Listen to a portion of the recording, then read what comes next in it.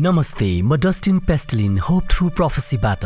यस भिडियोमा तपाईले अन्तिम दिनहरूमा हुने शैतानको लडाईँको योजनाहरू, उसको अन्तिम खेल, बाइबलको भविष्यवाणीमा ख्रीष्ट विरोधी, पशुको छाप र संयुक्त राज्य अमेरिकाको भूमिकाको बारेमा सिक्नुहुनेछ। मरणशील मानिसहरूलाई दिएको सबैभन्दा महत्त्वपूर्ण सत्यताहरू यस भिडियोमा समावेश गरिएको छ। भिडियो हेर्न अघि प्रार्थना गर्नुहोस् भनी म अनुरोध गर्दछु र टाढा टाढासम्म शेयर गर्नुहोस् ताकि यो सत्यता संसारभरि पुग्न सकोस्। परमेश्वरले तपाईहरूलाई अगुवाई गर्नु भएको होस् र तपाईहरूको यात्रामा आशिष दिनु भएको होस्।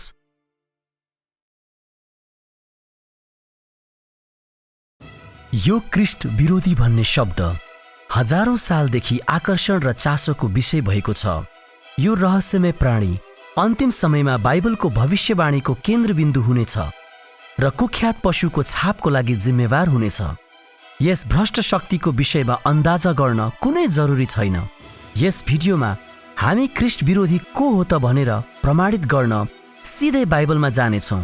साथमा रहिरहनुहोला।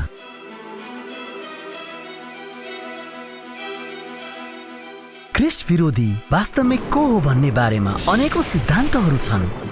यस भिडियोमा हामीले कुनै पनि अनुमान गर्ने छैनौँ, तर यो शक्ति पहिचान गर्न अब हामी सिधै बाइबलमा जानेछौँ। प्रकाशको भविष्यवाणीय पुस्तकको बारेमा बाइबलले भन्छ, येशू ख्रीष्टको प्रकाश जो परमेश्वरले चाँडै हुन आउने कुराहरू आफ्ना सेवकहरूलाई देखाउन उहाँलाई दिनुभयो, त्यो धन्य हो जसले अगमबाणीका यी वचनहरू उच्च स्वरले पाठ गर्दछ, र धन्य हुन् तिनीहरू जसले सुन्दछन् र त्यहाँ लेखिएका कुरा पालन गर्दछन्, किनकि समय नजिक छ। तपाईले हेर्नुहुनेछ कि प्रकाशको पुस्तक येशूबाट आएको हो र यी वचनहरू सुन्ने र पालन गर्नेहरूलाई आशिषको घोषणा गरिएको छ। ख्रीष्ट विरोधी बारे यो सन्देश एक गम्भीर चेतावनी हो भने यो येशूको प्रेमको सन्देश पनि हो। उहाँ चाहनुहुन्छ कि हामी सत्यता जानौं ताकि हामी सुरक्षित रहन र बचाइन सकौं। प्रकाश 14 मा 3 स्वर्गदूतको सन्देश समावेश गरिएको छ। संसारको लागि परमेश्वरको अन्तिम चेतावनी। तेस्रो स्वर्गदूतले विशेष गरी पशु जसको अर्को नाउँ ख्रीष्ट विरोधी र त्यसको छापको विषयमा चेतावनी दिन्छ। त्यसपछि तेस्रो स्वर्गदूत चर्को स्वरले यसो भन्दै तिनीहरूका पछि आए, यदि कुनै मानिसले त्यो पशु र त्यसको मूर्तिलाई पुज्यो र त्यसको छाप लियो भने परमेश्वरका क्रोधको कडा मत पिउनेछ। मानव इतिहासकै सबैभन्दा ठूलो न्याय ख्रीष्ट विरोधी पशु र त्यसको छाप प्राप्त गर्ने व्यक्तिहरूको लागि तयार पारिएको छ। सायद तपाईलाई थाहै होला, प्रकाशको पुस्तक साङ्केतिक अर्थहरूले भरिएको छ। हामीले ती सङ्केतहरूको अर्थ जान्नका लागि बाइबललाई आफैले त्यसको व्याख्या गर्न दिनुपर्छ। त्यसो भए बाइबल अनुसार पशुले के को प्रतिनिधित्व गर्छ? चौथो जनावर चाहिँ पृथ्वीमा देखा पर्ने चौथो राज्य हो। बाइबलले प्रकाशको पुस्तकको अगमबाणीमा पशुलाई राज्य भनी प्रतिनिधित्व गर्दछ। साथीहरू, आफूलाई तयार राख्नुहोस्। प्रकाश 13 मा यस रहस्यमय पशु वा राज्यको विषयमा स्पष्ट रूपमा वर्णन गरिएको छ, जसले पशुको छापलाई लागू गराउनेछ। समुद्रबाट एउटा पशु निस्किआएको मैले देखेँ, जसको 10 वटा सिङ र 7 वटा शिर थियो। त्यसको सिङमा 10 वटा मुकुट थियो र त्यसको शिरमा ईश्वर निन्दाको नाउँ थियो। ख्रीष्ट विरोधी शक्तिलाई पहिचान गर्नु अघि यसको विस्तृत रूपलाई वर्णन गर्ने यसका चरित्रहरू जान्न अब हामी प्रकाश 13 र 10 को पशुलाई विचार गर्नेछौँ। परमेश्वरले त्यस पशुको कयौं चरित्रहरू प्रकट गर्नुहुन्छ, किनकि उहाँ चाहनुहुन्न कोही पनि भ्रममा परोस्। जसै हामी यी 10 विशेषताहरूको बारेमा विचार गर्नेछौँ, यो शक्ति के हो भनेर प्रश्न गर्न सुरु गर्नुहोस्। तपाईँ इतिहासको विद्यार्थीहरूले यस भिडियोमा पछि प्रकट हुने त्यस शक्तिलाई सायद पहिले नै पहिचान गर्नुहुनेछ। 1. ख्रीष्ट विरोधी समुद्रबाट बाहिर निस्किआउँछ। अनि म समुद्रको बालुवामाथि उभिएँ र समुद्रबाट एउटा पशु निस्किएको मैले देखेँ। बाइबल अनुसार समुद्रले धेरै जनसङ्ख्या भएको ठाउँलाई देखाउँदछ। तिमीले देखेका ती पानीहरू, मानिसहरू, भिडहरू, जातिहरू र भाषाहरू हुन्। त्यसकारण त्यो पशुको शक्ति त्यस धेरै जनसङ्ख्या भएको भिडबाट निस्किआउँछ। 2. ख्रीष्ट विरोधीले अजिङ्गरबाट त्यसको सिंहासन, शक्ति र अधिकार प्राप्त गर्छ।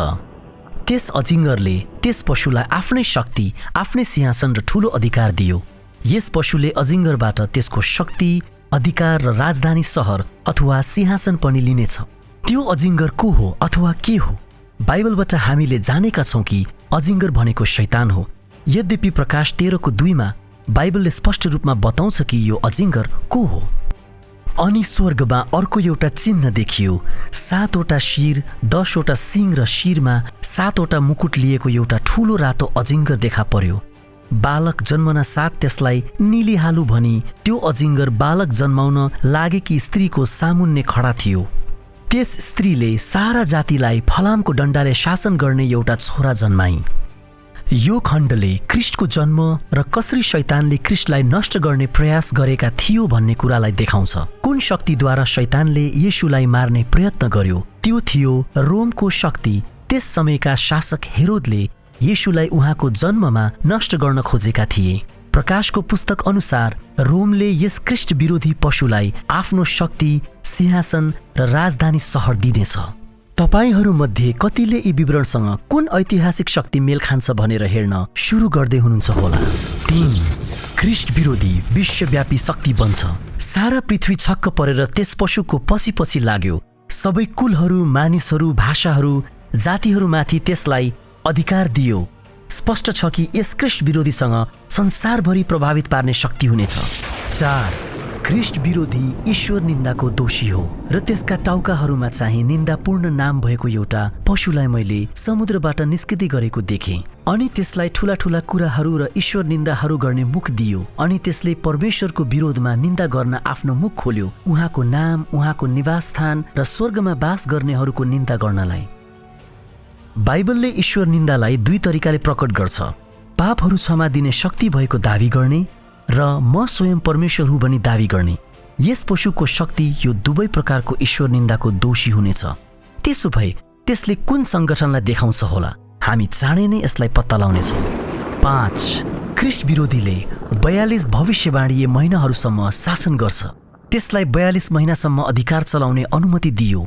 बाइबलको अगमबाडी अनुसार 1 दिन बराबर 1 वर्ष हो।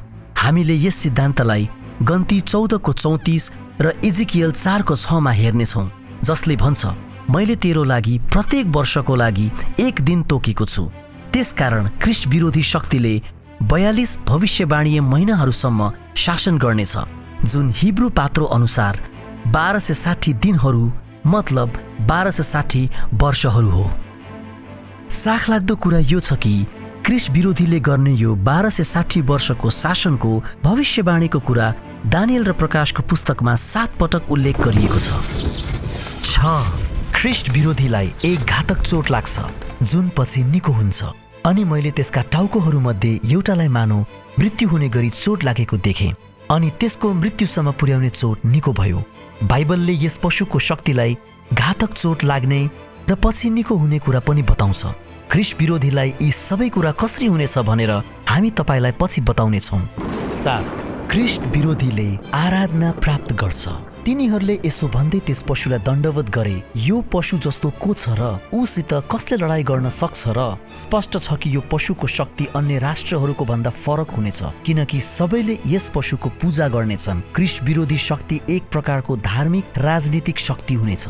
8. ख्रीष्ट विरोधीले परमेश्वरका जनहरूलाई सतावट गर्छ अनि त्यसलाई पवित्र जनहरूसँग लडाई गर्न र उनीहरूलाई जित्ने अधिकार दियो। त्यसलाई सबै कुल, भाषा र जातिहरूमाथि अधिकार दियो। परमेश्वरका जनहरूको विरुद्ध धेरै रगत बहाएकोमा ख्रीष्ट विरोधी दोषी हुनेछ। केही समयपछि हामी परमेश्वर र सन्तहरूको निन्दा गर्ने यो विपक्षी शत्रुको पर्दाफास गर्नेछौँ। 9. ख्रीष्ट विरोधीसँग अगुवाको रूपमा एकजना मानिस छ, किनकि त्यो कुनै मानिसको संख्या हो।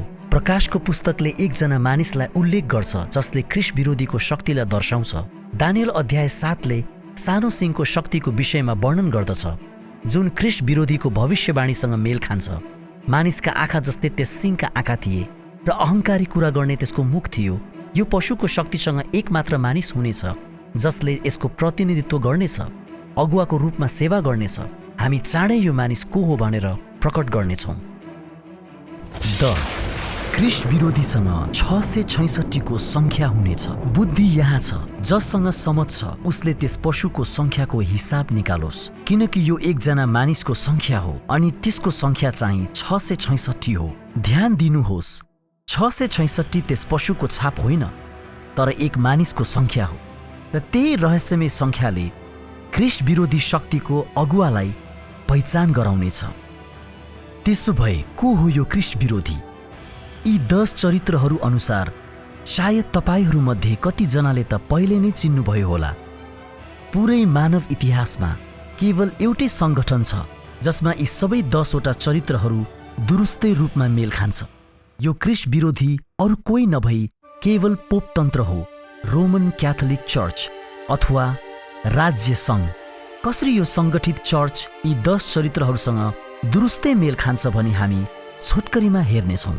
तर साथीहरू, हामी यो कुरामा स्पष्ट हुनुपर्छ कि क्याथोलिक चर्चमा पनि आफूले जानेको जति उत्कृष्ट तवरले गर्ने धेरै इमान्दार, सच्चा र प्रेमिलो इसाईहरू छन्। यो बाइबलीय ख्रीष्टको विरोधीको चेतावनी क्याथोलिक चर्च मण्डलीको मानिसहरूको विषयमा होइन, तर यो एउटा झुटो पद्धतिको विषयमा हो जुन परमेश्वरको विरुद्धमा तयार गरिएको छ। फेरि पनि परमेश्वरले हाम्रो आशिष र सुरक्षाको लागि हामीलाई यो महत्त्वपूर्ण चेतावनी दिनुहुन्छ।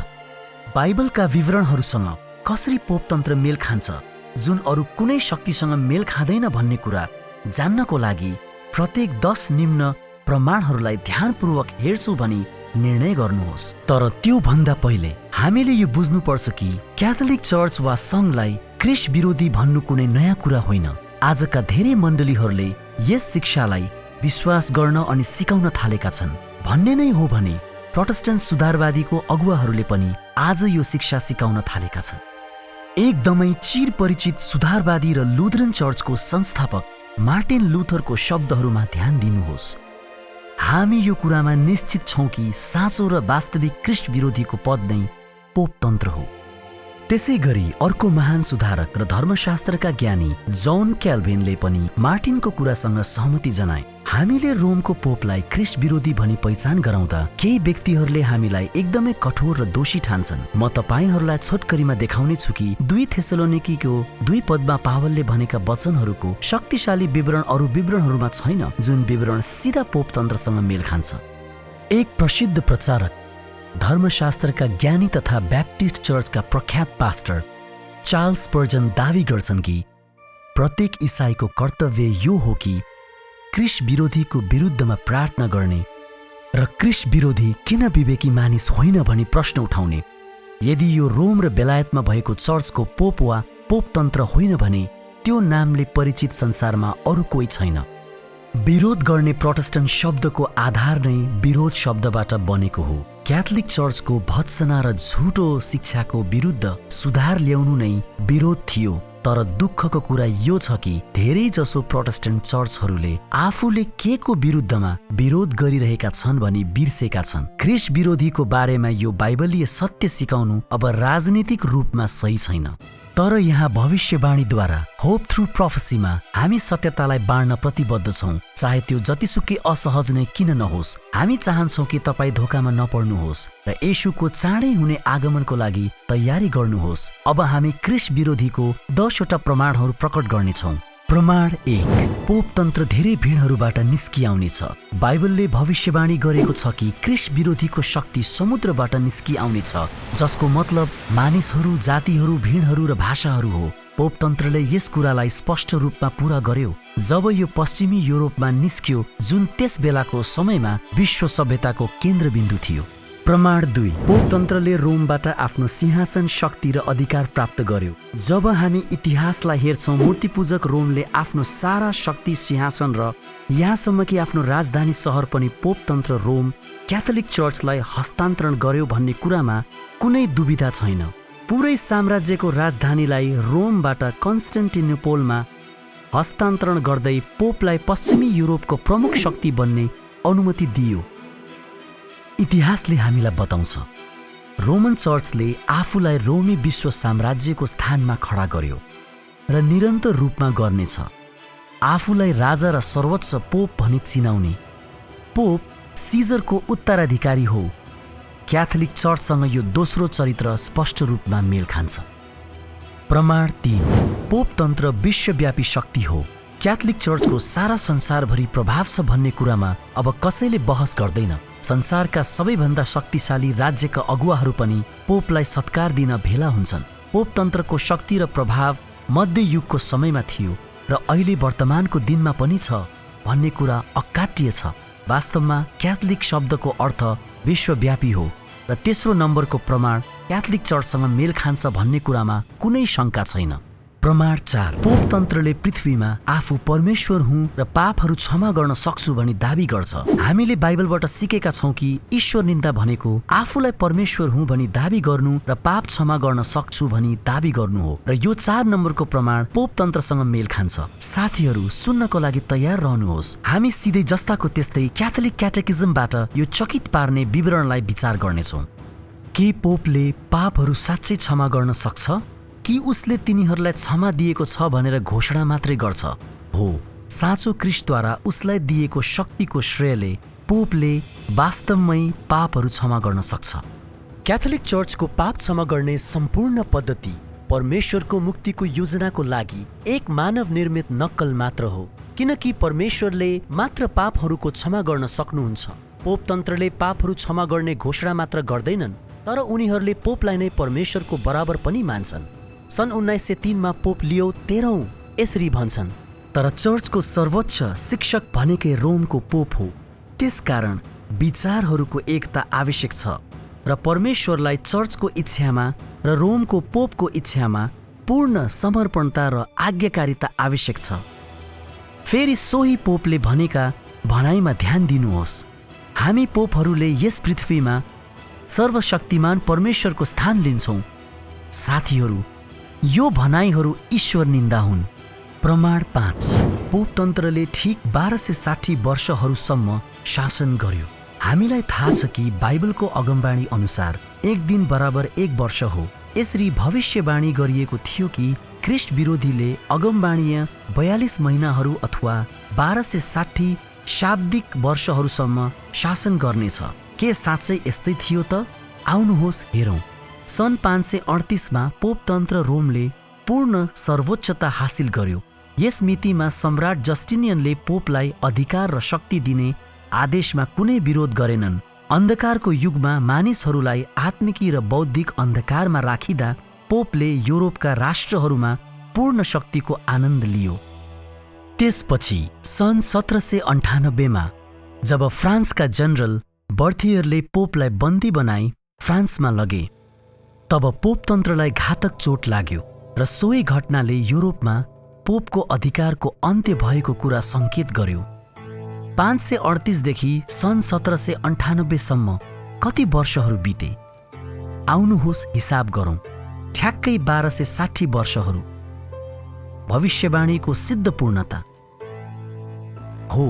यो अर्को विशेष प्रमाण हो कि पोपतन्त्र नै ख्रीष्ट विरोधीको उपनाम हो, जुन उपनाम अरूसँग मेल खाँदैन। प्रमाण 6, पोपतन्त्रलाई घातक चोट लाग्यो जुन अहिले निको भएको छ। फेरि पनि भन्दैछु, 1798 मा पोपतन्त्रलाई घातक चोट लाग्यो। बर्थियर भनिने नेपोलियनको जर्नलले पोपको कमजोरी र निर्बलता देखाउँदै उनीहरूको 1260 वर्षसम्मको शासनको अन्त गराउँदै पोपलाई बन्दी बनाए। यद्यपि बाइबलले भविष्यवाणी गरेको छ कि त्यो घातक चोट कुनै दिन निको हुनेछ। पोपतन्त्रसँग अहिले भएको विश्वव्यापी शक्ति, प्रभाव र प्रतिष्ठाको विषयमा कसैले पनि तर्क गर्ने छैन। वास्तवमा विश्वव्यापी अभियानको लक्ष्य भनेकै सबै इसाई धर्महरूलाई एकसाथ एकजुट गराउने र प्रोटेस्टेन्टहरूको विश्वासलाई बयान गर्ने विरोधलाई नाश गर्ने थियो। बिशप टोनी पाल्मरका यी शब्दहरूलाई विचार गर्नुहोस्, जसलाई प्रख्यात टिभी प्रसारद्वारा प्रचार गर्ने केनेथ कोपलेन्डले देशपारीका चर्चका अगुवाहरूको विश्वव्यापी सभामा बोल्न आमन्त्रित गरेका थिए। विरोधको अन्त भएको छ। विरोधको अन्त भएको छ। पाल्मरले विरोधको अन्त भएको कुराको दाबी मात्र गरेनन्, तर एकदमै साहसका साथ यस्तो पनि भने, यदि त्यहाँ कुनै विरोध नै हुँदैन भने त्यहाँ कसरी प्रोटेस्टेन्ट चर्च हुन सक्छ?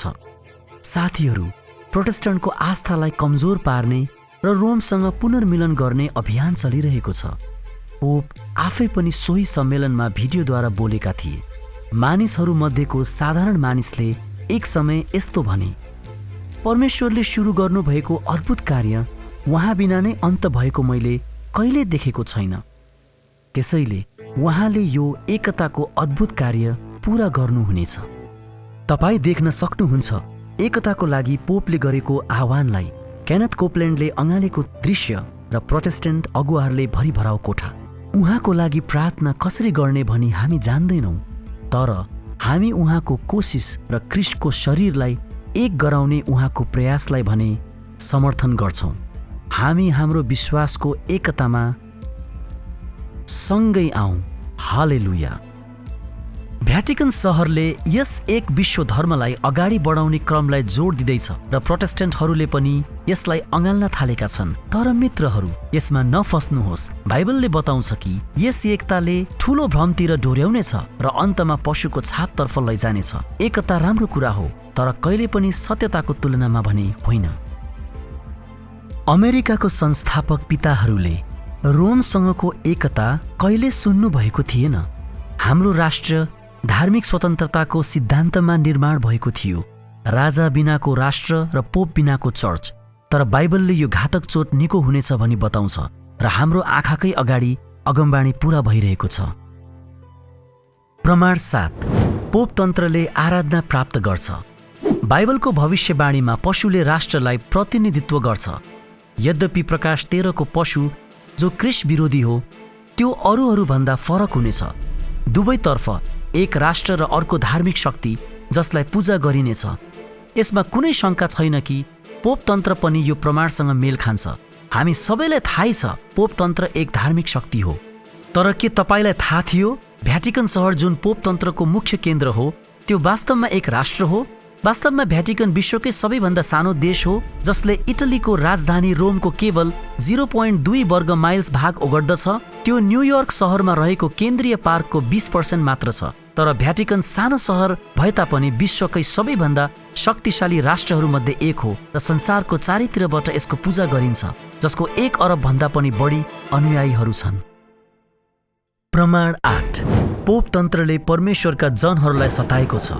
बाइबलले भविष्यवाणी गरेको छ कि ख्रीष्ट विरोधी शक्तिले परमेश्वरका सन्तहरूको रगत बगाउनेछ। सत्य यो हो कि यस प्रमाणसँग पोपतन्त्र बाहेक अरू कुनै सङ्गठन मेल खाँदैन भन्ने कुरालाई नकार्न सकिँदैन। मानव जातिको बीचमा अवस्थित अन्य संस्थाहरूको तुलनामा रोमको चर्चले धेरै निर्दोष रगत बगाएको छ र इतिहासको बारेमा पर्याप्त ज्ञान हुने कुनै पनि प्रोटेस्टेन्टहरूलाई यस कुरामा सन्देह छैन। इतिहासकारहरूको अनुमान छ कि अन्धकारको युगमा धर्मको मामलामा 5 करोड भन्दा बढी जीवन पोपतन्त्रद्वारा नष्ट भए। पोप जन पल दोस्रोले आफ्ना पुर्खाको साटो ती सामूहिक हत्या गरेको स्वीकार गरे र त्यसको लागि माफी पनि मागे, तर त्यसले ती भयानक अत्याचारहरू भने बदल्न सकिँदैन। जोन वेस्ली मेथोडिस्ट चर्चका संस्थापकले पोपतन्त्रको विषयमा साहसपूर्वक बोले। स्पष्ट अर्थमा भन्ने हो भने हद पार गरी सबै प्रकारको पाप बढाउँदै जाने ऊ एक पापको मानिस हो र एकदमै चतुर नरकको पुत्र पनि हो, किनकि ऊ अनगिन्ती मानिसहरूको मृत्युको कारण हो। दुवै पक्षमा, चाहे त्यो उसको विपक्षीहरूको होस् या उसको अनुयायीहरूको, ऊ त्यो हो जसले आफूलाई परमेश्वरभन्दा माथि उचाल्छ र आफ्नो पूजा गर्न लाउँछ, सर्वोच्च शक्ति र सम्मानको दाबी गर्छ र विशेषाधिकारको दाबी गर्छ जुन केवल परमेश्वरको हो। परमेश्वरका जनहरूसँग वर्षौंदेखि पोपतन्त्रको गहिरो संलग्नता रहेको थियो भनेर बाइबलमा प्रकट नगरिएको भए यो चकित पार्ने कुरा हुने थियो। प्रमाण 9, पोपतन्त्रको अगुवाको रूपमा एक मानिस छ। रोमन क्याथोलिक चर्च अथवा राज्यले प्रमाण 9 लाई पनि पूरा गर्दछ। पोप यस विश्वव्यापी शक्तिको प्रत्यक्ष प्रमुखको रूपमा चिनिन्छ। अमेरिकाको पहिलो ब्याप्टिस्ट चर्चको संस्थापक रजर विलियम्स पोपको बारेमा यसो भन्छन्: पृथ्वीमा ख्रीष्टको नक्कल गर्ने भिकार जो आफूलाई परमेश्वर घोषणा गरी परमेश्वरको मन्दिरमा बस्छ, जसले आफूलाई सबै ईश्वर कैलाने भन्दा उच्च तुल्याउने मात्र होइन तर आत्माहरू र उसको प्रजाको विवेकहरू भन्दा पनि उच्च तुल्याउँछ हो। ख्रीष्टको आत्मा पवित्र आत्मा र स्वयं परमेश्वर भन्दा पनि उच्च तुल्याउँछ। स्वर्गका परमेश्वरको विरुद्धमा बोल्दै समय र व्यवस्थालाई परिवर्तन गर्न खोज्दैछ, तर ऊ एक सर्वनाशको पुत्र हो। प्रमाण 10, पोपतन्त्रको अङ्क 666 हो। यो 666 अङ्क धेरैजनाको लागि ठूलो डर र षड्यन्त्रको स्रोत बन्दै आएको छ। तर यस अङ्कको अर्थको बारेमा भ्रम हुनु हुँदैन। धेरैले यसलाई गल्तीले पशुको चिन्ह हो भनेर विश्वास गरेका छन्, तर बाइबलले भन्छ बुद्धि यहाँ छ, जससँग समझ छ उसले त्यस पशुको संख्याको हिसाब निकालोस्, किनकि यो एकजना मानिसको संख्या हो अनि त्यसको संख्या चाहिँ 666 हो। त्यसकारण 666 पशुको र त्यस संगठनमा भएको एक विशिष्ट व्यक्तिको संख्या हो। यो व्यक्ति को हुन सक्छ? के यो पोप हो जो पशुको शक्ति मान्यता प्राप्त अगुवा हो? पोपलाई दिइने नामहरूमध्ये एउटा हो भाइकारियस फिलिडी, जसलाई ल्याटिनमा परमेश्वरको पुत्रको भिकार अथवा परमेश्वरको पुत्रको बदली मानिन्छ। हामीले देखिसकेका छौँ कि यो नै त्यो स्थान हो जुन पोपतन्त्रले दाबी गर्छ। यो नामको लागि रोमन अङ्कहरूलाई जोड्दा के हुन्छ ध्यान दिनुहोस्। यी सङ्ख्याहरू तपाईँले अनुमान गर्नुभए जस्तै ठ्याक्कै मिल्छन्। 666 बाइबलले भविष्यवाणी गरे जस्तै पशुको सङ्ख्या र एक मानिसको सङ्ख्या। मित्रहरू, परमेश्वरले हामीलाई यस पशुको शक्तिको पहिचानको बारेमा कुनै भ्रममा परेको चाहनुहुन्न। यस भिडियोमा हामीले 10 भिन्न प्रमाणहरू हेरेका छौँ जुन पोपले पूर्ण रूपमा पूरा गरेको छ, र यो ज्ञान आवश्यक छ किनकि यो ख्रीष्ट विरोधी पशुको शक्ति हुनेछ जसले सारा संसारभरि कुख्यात पशुको छाप लाउन बाध्य बनाउनेछ। छिट्टै यस भिडियोद्वारा यो चिन्ह प्रकट गर्नेछौँ। साथीहरू, यसलाई हेर्न नछुटाउनुहोला, तपाईँको अनन्त जीवन खतरामा छ। फेरि पनि भन्दैछु, ख्रीष्ट विरोधीको बारेमा यो चेतावनी क्याथोलिक चर्चका हाम्रा बहुमूल्य साथीहरूमाथिको आक्रमण होइन, तर स्वयं शैतानको विरुद्ध र परमेश्वरको विरोध गर्ने झुटो आराधना प्रणालीको विरुद्धमा हो। यो स्वयं येशूबाटको चेतावनी र प्रेमको सन्देश हो जो उहाँको राज्यमा क्याथोलिकहरू लगायत हामी सबैलाई बचाउन चाहनुहुन्छ। हामीले प्रकाशको यो पहिलो पशु ख्रीष्ट विरोधीको पहिचान गरिसकेका छौँ। अब हामी यसको छाप पत्ता लगाउन सक्छौँ। सम्पूर्ण मानव जातिको लागि अन्तिम परीक्षा, पशुको छाप।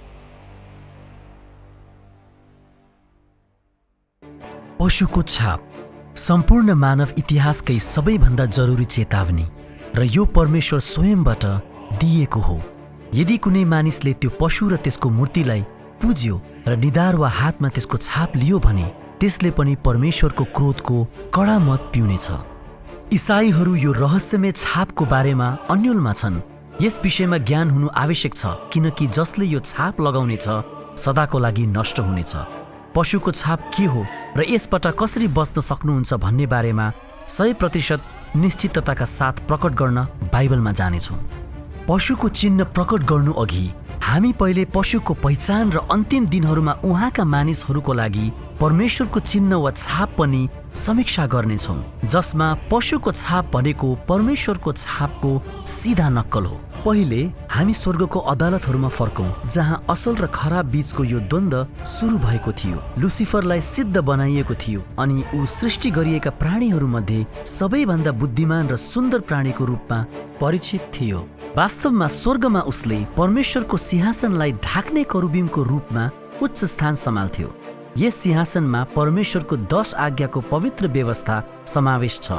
उहाँको चरित्रको अपरिवर्तनीय प्रतिलिपि, सम्पूर्ण ब्रह्माण्डको लागि नैतिक जीवनको अनन्तताको चिन्ह। सृष्टि गरिएका अरू सबै प्राणीहरूलाई जस्तै लुसिफरलाई पनि स्वतन्त्र इच्छा दिएको थियो। परमेश्वरको महिमा र आदर गर्न यो स्वतन्त्र इच्छा प्रयोग गर्नुको साटो उसले विद्रोह गर्ने छनौट गर्यो र आफ्नो हृदयलाई घमण्डले भर्ने अनुमति दियो। उसले परमेश्वरको सिंहासनको लालच गर्यो त सिर्जिएको दिनदेखि तमा अधर्म फेला नपरेको दिनसम्म तेरो चाल ढङ्गमा त दोष रहित थिइस्।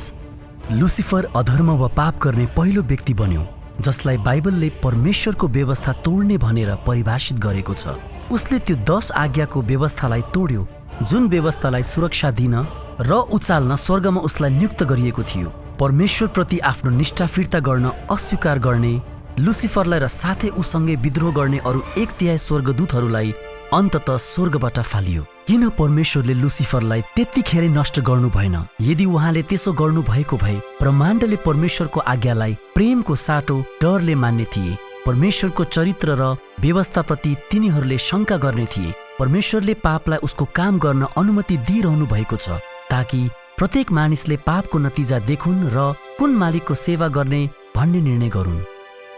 त्यसैले असल र खराब बीचको युद्ध चलिरहेको छ र पृथ्वी युद्धभूमि भएको छ। लुसिफर शैतान भनेर चिनिन्छ।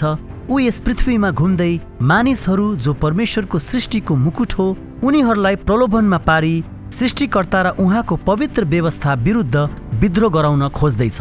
बाइबलले हामीलाई चेतावनी दिन्छ, सचेत रहो, जागा रहो, तिमीहरूको शत्रु दियाबलस कसलाई भेटाउँ र खाइहालौँ भनी गर्जने सिंह झैँ खोजी हिँड्छ। शैतानले सर्पको रूपमा आदम र हब्बा हाम्रो पहिलो अभिभावकलाई पाप गर्न प्रलोभनमा पार्यो अनि यस संसारमा मृत्यु, पीडा र श्राप ल्यायो। मानव जातिको नायक येशू ख्रीष्ट यस पृथ्वीमा हाम्रो पापको ज्याला तिर्न र भङ्ग गरिएको परमेश्वरको व्यवस्थालाई जोड्न आउनुभयो। येशूले सिद्ध जीवन बिताउनुभयो र उहाँका पिताका आज्ञाहरू पालन गर्नुभयो। तैपनि उहाँ हाम्रो लागि मर्नुभयो ताकि हामी बाँच्न सकौँ। क्रुसको बलिदानले परमेश्वरको बारेमा दुई कुरा प्रमाणित गर्यो। एक, परमेश्वर धर्मी हुनुहुन्छ। उहाँको व्यवस्था 10 आज्ञा अनन्त छ र कहिले परिवर्तन हुँदैन। परमेश्वरको व्यवस्था भङ्ग भएकोले येशूले हाम्रा पापहरू लिनुभयो र पापको ज्याला तिर्नुभयो। 2, यसले प्रमाणित गर्यो कि परमेश्वर प्रेम हुनुहुन्छ। उहाँले आफ्नो पुत्रलाई मर्न पठाउनुभयो ताकि हामी बाँच्न सकौँ। इतिहासभरि नै शैतानले विभिन्न राष्ट्रहरू र मानिसहरू मार्फत परमेश्वरका मानिसहरूलाई प्रलोभनमा पार्ने, धोका दिने र नष्ट गर्ने प्रयास गरेको छ।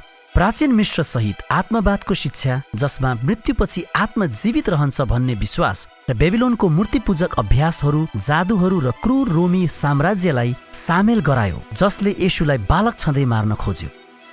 हामीले अघिल्लो भिडियोमा देख्यौं कि कसरी शैतान आफै पनि चर्चमा प्रवेश गरी रोमन क्याथोलिक चर्च र राज्यलाई प्रयोग गरेर परमेश्वरका जनहरूलाई सताउँछ र धोका दिन्छ। तर इतिहासको हरेक समय अवधिमा सबैभन्दा क्रूर, डरलाग्दो, निर्दयी सतावटहरूको बीचमा पनि परमेश्वरको पक्षमा सधैँ खडा हुने मानिसहरू छन्। ख्रीष्ट र शैतान बीचको यो ठूलो विवाद शताब्दीौंदेखि चलिरहेको छ र आज पनि जारी नै छ। चाहे हामी महसुस गरौँ या नगरौँ, हामी प्रत्येक एक युद्धमा संलग्न छौँ जुन हाम्रो आफ्नै प्राणको युद्ध हो। हामीले निर्णय गर्नै पर्छ, एउटालाई रोज्नै पर्छ कि कुन मालिकको सेवा गर्ने, ख्रीष्टको कि शैतानको। इतिहासभरि परमेश्वर प्रतिको निष्ठा सधैँ एउटै कुराद्वारा प्रमाणित भएको छ, त्यो हो आज्ञाकारिता।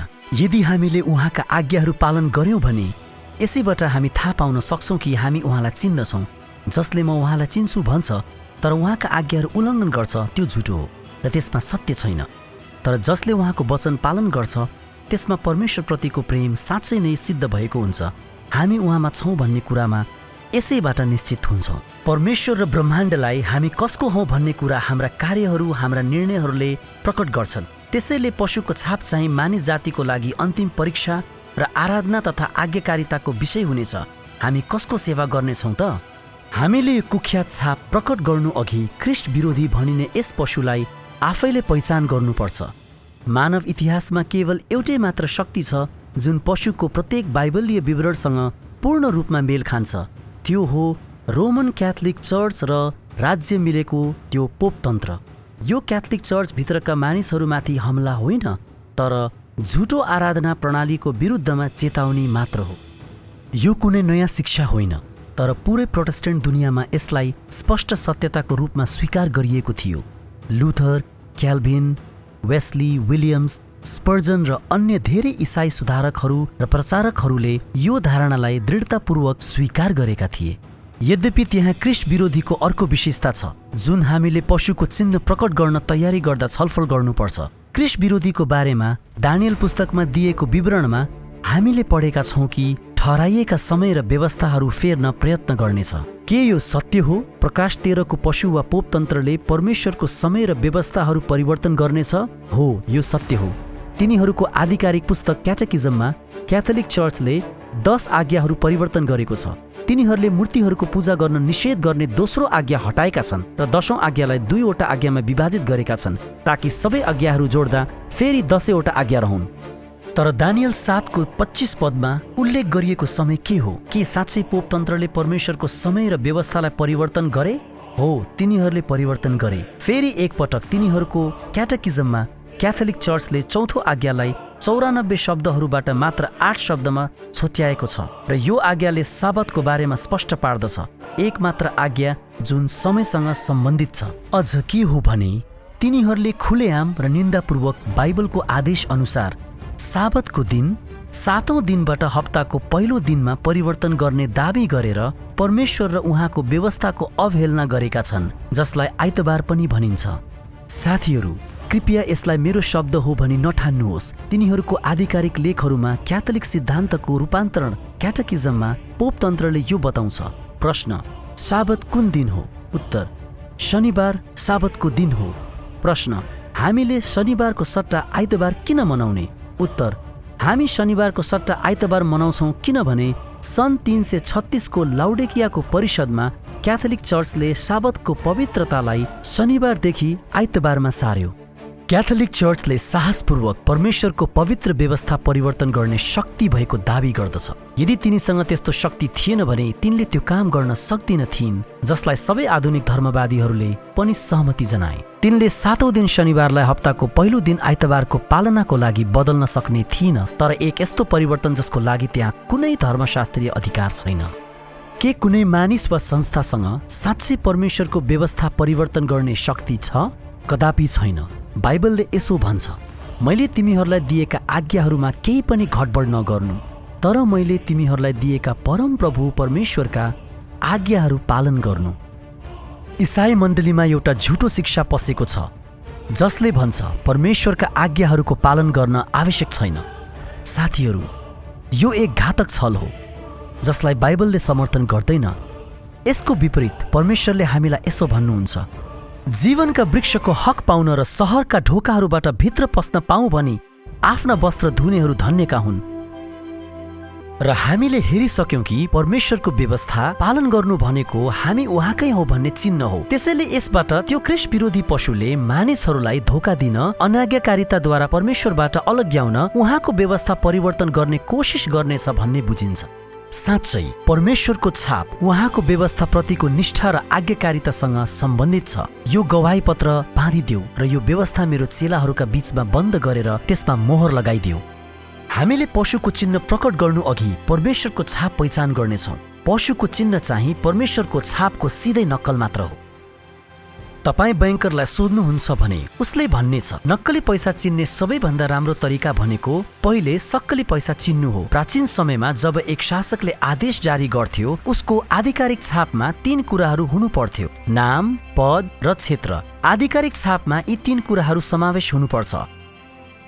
त्यसो भए परमेश्वरको छापमा के छ?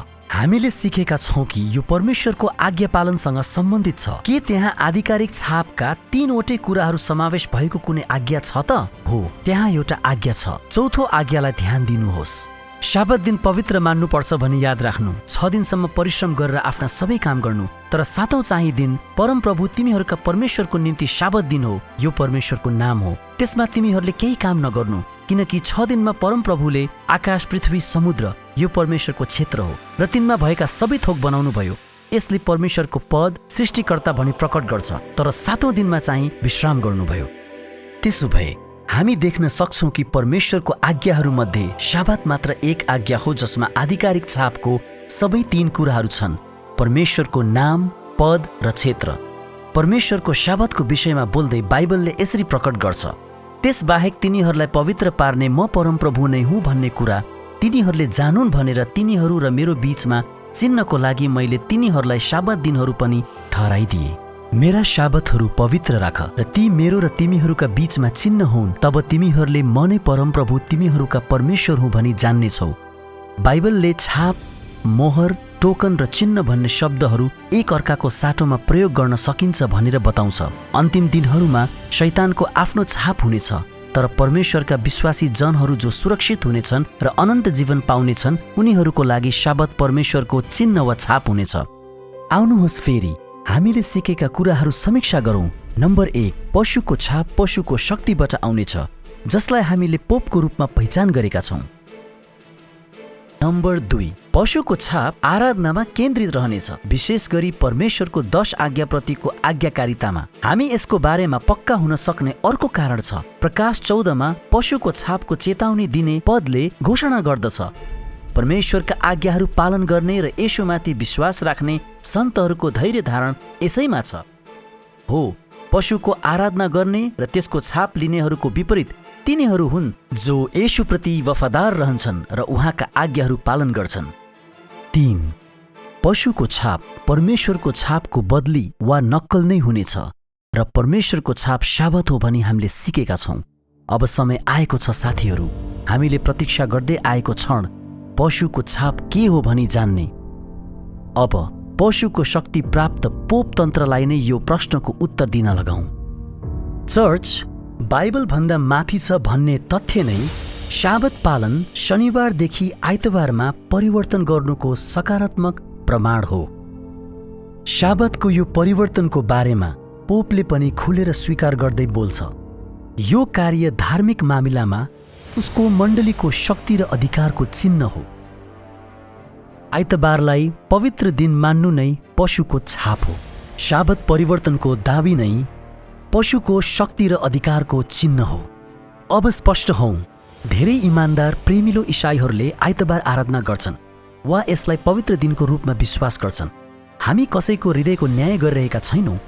हामीले थाहा पाएको वा जान्ने मौका पाएको कुराको लागि मात्र परमेश्वरले हामीलाई जिम्मेवार ठहराउनुहुन्छ। तर जब परमेश्वरले हामीलाई सत्यता प्रकट गर्नुहुन्छ, हामी त्यसलाई पछ्याउन जिम्मेवार हुन्छौँ र यो हाम्रै आशिषको लागि हुनेछ। यो उल्लेख गर्न पनि महत्त्वपूर्ण छ कि अहिले कसैले पनि पशुको चिन्ह लगाएको छैन। यो कहिले पूरा हुन्छ भनी हामी एक छिनमा सिक्नेछौँ। साथीहरू, हप्तामा एक दिन मात्र पवित्र छ र त्यो 7औं दिन शाबत हो, जुन शुक्रबार सूर्यास्तदेखि शनिबार सूर्यास्तसम्म हुन्छ। आफूले गर्नुभएको काम 6औं दिनमा परमेश्वरले सिद्ध्याउनु भयो र 7औं दिनमा आफूले गर्नुभएका सबै कामबाट उहाँले विश्राम लिनुभयो अनि परमेश्वरले 7औं दिनलाई आशिष दिनुभयो र त्यसलाई पवित्र तुल्याउनु भयो, किनभने आफूले सृष्टिमा गर्नुभएका सारा कामबाट यसै दिनमा उहाँले विश्राम लिनुभयो। ध्यान दिनुहोस् कि परमेश्वरले त्यो 7औं दिनलाई आशिष दिनुभयो, कुनै अरू 7औं दिनलाई होइन, र उहाँले विशेष रूपमा त्यो दिनलाई आशिष दिनुभयो जुन दिनमा उहाँले संसारको सृष्टिको सारा काम सकाउनुभयो। केवल परमेश्वरले मात्र दिनलाई पवित्र बनाउन सक्नुहुन्छ र हामीलाई अर्को दिन छनौट गर्ने कुनै अधिकार छैन। शाबत परमेश्वरको छाप हो, तर शनिबारलाई आइतबारमा बदली गरेर पोपले नक्कली शाबत बनाएको छ। बाइबलमा भविष्यवाणी गरे अनुसार तिनीहरूले समय र व्यवस्थालाई परिवर्तन गर्न खोजेका छन् र त्यसो गर्नेद्वारा बाइबल भन्दा माथि भएको दाबी गर्छन् र स्वयं परमेश्वर भन्दा पनि माथि भएको दाबी गर्छन्। तर बाइबलको सट्टा मानव निर्मित विश्वासहरू सिकाउने बारेमा परमेश्वरले के भन्नुहुन्छ? तिनीहरू व्यर्थमा मेरो उपासना गर्दछन्, तर तिनीहरूका शिक्षा मानिसहरूले सिकाएका विधि मात्र हुन्। त्यसो भए कसरी मानिसले पशुको चिन्ह वा परमेश्वरको छाप प्राप्त गर्छ त? प्रकाश 13 को पशु पोपतन्त्रको विषयमा बाइबलले यसरी भन्छ, अनि त्यसले साना र ठूला, धनी र गरिब, फुक्का र कमारा सबैलाई तिनीहरूका दाहिने हात वा निधारमा छाप लगाउन लायो। हामीलाई थाहा छ कि प्रकाशको पुस्तक सङ्केतहरूले भरिएको छ। त्यसो भए निधारमा छाप प्राप्त गर्नुको अर्थ के हो? ती दिनपछि तिनीहरूसँग बाँध्ने मेरो करार यही हो, परमप्रभु भन्नुहुन्छ, तिनीहरूका हृदयमा म मेरो व्यवस्था राखिदिनेछु र तिनीहरूका मनमा पनि म त्यो लेखिदिनेछु। याद राख्नुहोस् कि परमेश्वरले हाम्रो मनमा उहाँका व्यवस्थाहरू लेख्ने प्रतिज्ञा गर्नुभएको छ र यो दिमागको अगाडिको भाग वा निधार हो, जहाँ हामी हाम्रो नैतिक निर्णयहरू बनाउँछौँ। बाइबलले बताउँछ कि निधार हाम्रो निर्णयहरूको प्रतीक हो। परमेश्वरको छाप शाबत दिनको बारेमा बोल्नु पर्दा चौथो आज्ञाले घोषणा गर्दछ, शाबत दिन पवित्र मान्नुपर्छ भनी याद राख्नु। हामी कहाँ याद राख्छौँ? हाम्रो दिमागमा वा निधारमा? परमेश्वरको छापलाई स्वीकार गर्नुमा परमेश्वरको साँचो शाबत पालन गर्न निर्णय लिने, उहाँलाई सृष्टिकर्ताको रूपमा आराधना गर्ने कुरा समावेश छ। यसको विपरीत पशुको चिन्ह या त निधारमा या त हातमा लगाइनेछ। यसको मतलब के हो? फेरि निधार त्यो ठाउँ हो जहाँ हामी हाम्रा नैतिक निर्णयहरू बनाउँछौँ। परमप्रभुको व्यवस्था तिमीहरूका मुखमा रहोस् भनेर यो तिमीहरूका निम्ति हातमा एउटा चिन्ह र निधार अघि तिमीहरूलाई सम्झना गराउने कुरा हुनेछ। यदि कसैले झुटो शाबत आइतबार विश्वास गर्छ भने उसले निधारमा पशुको चिन्ह लगाएको हुनेछ। उनीहरूले बाइबलले प्रमाणहरूलाई देखेर पनि नजरअन्दाज गर्नेछन्। तिनीहरू धोकामा परेका छन्। अब हातको बारेमा के बुझिन्छ? बाइबलले हातलाई काम वा कार्यहरूको प्रतीक हो भनेर बताउँछ। तिम्रो हातमा जे काम छ त्यो आफ्नो पूरा शक्तिले गर। पशुको छाप हातमा तिनीहरूले प्राप्त गर्नेछन् जसले सतावटबाट बच्नको लागि आइतबारको दिनलाई पवित्र मान्ने निर्णय गर्नेछन्। यो समूह झुटो शाबतलाई विश्वास गर्न धोकामा परेका छैनन्, तर तिनीहरूका कार्यहरूले आफूलाई पशुको शक्तिको अधीनमा सुम्पिएको देखाउँछ। त्यसैले हामी निश्चित हुन सक्छौँ कि पशुको चिन्ह कुनै शारीरिक चिन्ह होइन। याद राख्नुहोस्, मुक्तिको योजना र असल र खराब बीचको सबै महान विवाद सधैँ हाम्रो स्वतन्त्र इच्छामा आधारित रहन्छ। परमेश्वर र उहाँका मागहरूलाई स्वीकार गर्ने या नगर्ने यो हाम्रो निर्णय हो। असल र खराब बीचको सबैभन्दा ठूलो प्रदर्शन यही सिद्धान्तमा आधारित हुनेछ, छनौट गर्ने स्वतन्त्रता। अन्यथा यो न त बाइबलीय हो न त तर्कपूर्ण नै हो। यसको बारेमा सोच्नुहोस्, यदि पशुको चिन्ह शारीरिक चिन्ह जस्तै बारकोड, ट्याटू वा अन्य यस्तै कुराहरू हो भने इमानदार इसाईहरू जसले परमेश्वरलाई पछ्याउने निर्णय गरेका छन् र आफ्नो विश्वासको लागि मर्न पनि तयार छन्, तिनीहरूलाई औषधि दिई बेहोस गराई पशुको चिन्ह उनीहरूको इच्छा विपरीत लगाइदिन सकिन्छ। प्रकाशको पुस्तकभरि असल र खराब बीचको युद्धमा मुख्य कारण भनेको आराधना हो र ख्रिस्ट वा शैतानलाई पछ्याउने निर्णय गर्नु हो। त्यसैले पशुको चिन्ह हाम्रो निर्णयमा आधारित हुनेछ। मानिसहरूले पशुको चिन्ह वा छाप कहिले प्राप्त गर्नेछन्? त्यो छाप नभइकन कसैले पनि किनमेल गर्न नपाउने भयो। त्यो छाप चाहिँ त्यस पशुको नाउँ वा त्यसका नाउँको सङ्ख्या हो। यो पदले देखाउँछ कि छाप अस्वीकार गर्नेहरूमाथि आर्थिक लेनदेनमा रोक लगाइनेछ। त्यसो भए त्यो छाप धार्मिक समस्या मात्र होइन, राजनीतिक समस्या पनि हुनेछ। सरकारले आइतबारलाई पवित्र दिनको रूपमा लागू गराउनेछ। पशुको चिन्ह भौतिक चिन्ह हुने छैन भने सरकारले अन्तिमको दिनमा किनबेच गर्न नसक्नेलाई कसरी चिन्नेछ? यी कानुनहरू कसरी लागू हुनेछन् भन्ने कुरा बाइबलले खुलासा गर्दैन। तर सायद यो चिन्ह अस्वीकार गर्नेहरूको बैंक खाता रोक्का गरिनेछ। अथवा यो सम्भव छ कि माइक्रोचिप वा अन्य उपकरणहरू अन्तिम दिनहरूमा पशुको चिन्ह लिनेहरूलाई चिन्हको लागि प्रयोग गर्न सकिन्छ। तर यो उपकरण पशुको चिन्ह भने हुने छैन। हामीले पहिले नै बाइबलबाट हेरिसक्यौँ कि चिन्ह भनेको हाम्रो निर्णय वा कार्यहरूको सङ्केत हो। सरकारी अधिकारीहरूले आइतबारलाई पवित्र दिनको रूपमा स्वीकार गर्न दबाब दिएपछि पशुको चिन्ह प्राप्त हुनेछ। जब मानिसहरूले साबतलाई पवित्र राख्नु भन्ने परमेश्वरको आज्ञाको साटो यी आदेशहरूको पालन गर्नेछन्, तब तिनीहरूले पशुको चिन्ह प्राप्त गर्नेछन्। तर के यस्तो आइतबारे कानुन साँच्चै आउनेछ? हो, साँच्चै यो सुरु हुन थालेको छ। हाल अमेरिकी राज्यको 28 प्रान्तहरूको आधिकारिक पुस्तकहरूमा यसलाई ब्लू लज भनेर चिनिन्छ। वर्ल्ड पपुलेसन रिभ्यू.com का अनुसार ब्लू लज धार्मिक कारणहरूका लागि आइतबार वा अन्य विशेष दिनहरूमा पूजा गर्न वा विश्रामको दिन मनाउनको लागि केही गतिविधिहरू प्रतिबन्ध गर्न रचिएका कानुनहरू हुन्। ब्लू लजले आइतबारको दिनमा किनमेलमा अथवा विशेष वस्तुहरूको बिक्रीमा पनि प्रतिबन्ध लगाउन सक्छ। 18औं र 19औं शताब्दीमा मानिसहरूलाई गिरफ्तार गरियो, जरिवाना लगाइयो र आइतबारको दिन व्यापार सञ्चालनको लागि जेल सजाय पनि दियो। यो विश्वास गरिएको थियो कि यी नागरिकहरूले वास्तवमा साबत तोडिरहेका थिए। जसरी वर्षौंदेखि हाम्रो संस्कृति धर्मनिरपेक्षतर्फ बढ्दैछ, यी आइतबारको ब्लू लजहरू खारेज गरिएका छन्। तर ती अझै पनि विभिन्न राज्यहरूमा अवस्थित छन्। कहिलेकाहीँ आइतबारको दिन मदिरा बिक्री गर्न पनि निषेध गरिएको छ। यी ब्लू लजहरूलाई प्राय रक्षा गरिन्छ किनभने तिनीहरूमा दुवै धर्मनिरपेक्ष र धार्मिक फाइदाहरू छन्। त्यसो भए यी आइतबारका कानुनहरूमा के समस्या छ? पहिलो कुरा, बाइबलले हप्ताको 7औं दिनलाई पवित्र र साबत दिन भनेर सिकाउँछ। हप्ताको पहिलो दिन आइतबारलाई होइन। दोस्रो, यी आइतबारका कानुनहरू चर्च र राज्यको भयानक संयोजन हुन्। इतिहासभरि नै हेर्ने हो भने जब धार्मिक मामिलाहरूमा सरकारले कानुन बनाएको छ, त्यसले प्राय परमेश्वरका जनहरूको सामूहिक रक्तपातको नेतृत्व गरेको छ। परमेश्वरको सरकार छनौटको स्वतन्त्रतामा आधारित छ, बल वा दबावमा होइन। यसैले संयुक्त राज्य अमेरिका नागरिक र धार्मिक स्वतन्त्रताको सिद्धान्तहरूमा स्थापित भएको थियो र पहिलो संशोधनले हामीले छनौट गरे अनुसार परमेश्वरको आराधना गर्ने हाम्रो अधिकारलाई सुरक्षित गर्दछ। यी आइतबारको कानुनहरूले हाम्रो संविधानको उल्लङ्घन गर्ने मात्र होइन, तर बाइबल अगमबाणी अनुसार भविष्यमा के हुनेछ भन्ने भविष्यवाणी पनि गर्छ। जब चर्च र राज्य आइतबारको कानुन लागू गर्न एकजुट हुन्छन्, तब यो पशुको एक मूर्ति बन्नेछ जसमा पोपतन्त्र वा पशुको मार्ग प्रतिबिम्बित हुनेछ, जसले विगतमा आफ्नो सिद्धान्तहरू लागू गराउन राजनीतिक शक्ति र हिंसा प्रयोग गरेको थियो। त्यहाँ परमेश्वरका जनहरूको विरुद्धमा मृत्युको आदेश जारी हुनेछ, जसले पशुको यो चिन्ह वा आराधना गर्ने गलत दिनलाई अस्वीकार गर्नेछ। यस हेतुले कि पशुको त्यो मूर्ति बोल्न सकोस् र त्यस पशुको मूर्तिलाई नपुज्नेहरू मारिउन्। हामीले भने जस्तै आइतबारलाई पवित्र राख्ने त्यो अभियान विश्वभरि नै बढ्दै गइरहेको छ।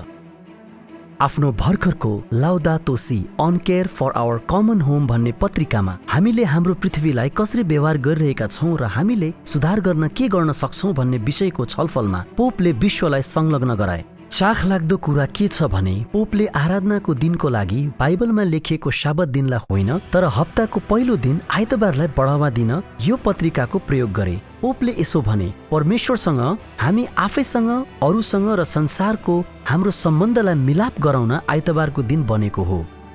बाइबलका विद्यार्थीहरूले यसलाई बाइबलको भविष्यवाणी पूरा भएको अर्को कदमको रूपमा हेर्नेछन्। आइतबारलाई आराधनाको दिन भनी लागू गराउन जलवायु परिवर्तन, नैतिक पतन, आर्थिक मन्दी जस्ता सबै बहाना प्रयोग गराउनेछन्। अझै एक समय क्याथोलिक चर्चका झुटा सिद्धान्तहरूको कडा विरोध गर्ने प्रोटेस्टेन्ट चर्चका अगुवाहरूले अहिले पोपतन्त्रसँग एकताबद्ध हुन हात फैलाउँदैछन्। कथित प्रोटेस्टेन्ट इसाईहरूको ठूलो इभान्जेलिकल भिडमा बोल्दै गर्ने बिशप टोनी पाल्मरका शब्दहरूलाई विचार गर्नुहोस्। यदि त्यहाँ कुनै विरोध नै हुँदैन भने त्यहाँ कसरी प्रोटेस्टेन्ट चर्च हुन सक्छ? विरोधको अन्त भएको छ, विरोधको अन्त भएको छ। पोपले पनि सोही कार्यक्रममा फोन सम्मेलन मार्फत एकताको लागि आफ्नो इच्छा व्यक्त गरे। पाल्मरलाई कार्यक्रममा आमन्त्रित गर्ने इभान्जेलिकल अगुवा केनेथ कोपल्यान्डले पनि क्याथोलिक र प्रोटेस्टेन्टहरू बीच एकताको लागि पोपसँग सहमति जनाउँदै भने, उहाँको लागि कसरी प्रार्थना गर्ने भनी हामी जान्दैनौँ, तर ख्रीष्टको शरीरलाई एक गराउने उहाँको निरन्तर प्रयासलाई भने हामी साथ दिन्छौँ। हामी हाम्रो विश्वासको एकतामा सँगै आऊँ। हालेलुया। यो विश्वव्यापी धार्मिक एकताको अभियान भनेको केवल भविष्यवाणीको पूर्णता हो, जसले सारा संसारपछि लाग्ने यो ख्रीष्ट विरोधी पशु पोपतन्त्रको बारेमा बोल्छ अनि सारा पृथ्वी छक्क परेर त्यस पशुको पछि पछि लाग्यो। क्याथोलिक चर्च र राज्य मिलेको पोपतन्त्र संसारको सबैभन्दा प्रभावशाली शक्तिहरूमध्ये एक हो र यो विश्वव्यापी धार्मिक एकता अभियानको केन्द्र हो, जसले अन्तिम दिनहरूमा विश्वव्यापी एउटै धर्म बनाउनेछ। विश्वका सबै चर्चहरू एकतामा आउनको लागि त्यहाँ सिद्धान्तमा सम्झौता भएको हुनुपर्छ र आइतबार आराधना पोपतन्त्रको अधिकारको चिन्ह नै धार्मिक एकता गराउने आधार हुनेछ। एकता राम्रो कुरा हो, तर सत्यताको बदलीमा भने कहिले होइन। केही क्षणमा हामी बाइबलको भविष्यवाणीमा संयुक्त राज्य अमेरिकाको भूमिका पत्ता लगाउनेछौँ, किनकि यो पशुको छापसँग सम्बन्धित छ। म बुझ्छु कि यो बाइबलीय शिक्षा तपाईमध्ये कसैको लागि नयाँ हुन सक्छ। कुनै दिन मेरो लागि पनि नयाँ थियो। तर साथीहरू, आज म तपाईलाई अनुरोध गर्दछु, बाइबल अनुसार जानुहोस्, याद गर्नुहोस्। यदि यो बाइबलमा छ भने म यो चाहन्छु, यदि यो बाइबलमा छैन भने यो मेरो लागि होइन। तपाईहरूमध्ये कोही सोच्दै हुनुहुन्छ होला, तर मेरो पास्टरले यो सिकाउनुहुन्न वा उहाँले भन्नुहुन्छ कि साबत पालन गर्नु महत्त्वपूर्ण छैन। तर यस्ता पास्टरहरू वा शिक्षकहरूबारे बाइबलले के भन्छ? मेरा प्रजा ज्ञानको कमीले गर्दा नष्ट भएका छन्। तिमीहरूले ज्ञानलाई इन्कार गरेका हुनाले म पनि तिमीहरूलाई मेरा पुजारी हुनदेखि इन्कार गर्नेछु। तिमीहरूले आफ्ना परमेश्वरको व्यवस्थालाई बेवास्ता गरेका हुनाले म पनि तिमीहरूका छोराछोरीको बेवास्ता गर्नेछु। साथीहरू, परमेश्वरको व्यवस्था जानी जानी बेवास्ता गर्ने पास्टरहरूलाई बाइबलले दोषी ठहराउँछ। धेरै पास्टरहरूले साबत अब अनिवार्य छैन भन्दै विश्वासीहरूलाई 10 आज्ञाहरूमध्ये 9 आज्ञाहरू मात्र पालन गर्न प्रोत्साहित गर्नेछन्। तर बाइबलले भन्छ, किनकि जसले सम्पूर्ण व्यवस्था पालन गर्छ तर एउटै कुरामा चुक्छ भने व्यवस्थाका सबै कुरामा त्यो दोषी ठहरिएको हुन्छ। साधारण कुराहरू र पवित्र साबत बीचको भिन्नता नछुट्याउने पास्टरहरूको बारेमा परमेश्वरलाई कस्तो लाग्छ होला? त्यसका पुजारीहरूले मेरो व्यवस्था भङ्ग गर्छन् र मेरो पवित्र चिजहरू अपवित्र पार्छन्। पवित्र र साधारण चिजको तिनीहरूलाई केही विचारै छैन। तिनीहरूले शुद्ध र अशुद्धको बीचमा केही भिन्नता छैन भनी सिकाएका छन्। तिनीहरूले मेरा साबतहरू मान्नलाई आँखा चिम्म गरेका छन्। फलस्वरूप तिनीहरूका बीचमा म अपमानित हुन्छु। आइतबारलाई पवित्र मान्नुपर्छ भनी कुनै बाइबलीय प्रमाण छैन भन्ने कुरा झन्डै सबै प्रोटेस्टेन्टहरूले खुल्ला रूपमा स्वीकार गरेका छन्। तैपनि तिनीहरू यसलाई समर्थन गर्छन् र बाइबलको साँचो साबतलाई बेवास्ता गर्छन्। तर हाम्रो उत्तर कस्तो हुनुपर्छ? हामीले मानिसहरूको होइन, तर परमेश्वरको आज्ञा पालन गर्नै पर्छ। हामीले अगुवाहरूको हृदय जाँच्न सक्दैनौँ, त्यसैले परमेश्वरलाई पहिलो स्थान दिनुपर्छ र उहाँले प्रकट गर्नुभएको ज्योतिलाई पछ्याउनुपर्छ। जब हामीले सत्यता जान्छौँ यसलाई पालन गर्न हामी जिम्मेवार हुन्छौँ। यसकारण जसले भलाइ गर्न जानेर पनि गर्दैन त्यसले पाप गर्छ। वास्तवमा क्याथोलिक चर्चले प्रोटेस्टेन्ट चर्चहरूलाई यो चकित पार्ने चुनौती दिन्छ जसको लागि तिनीहरूसँग कुनै बाइबलीय उत्तर छैन।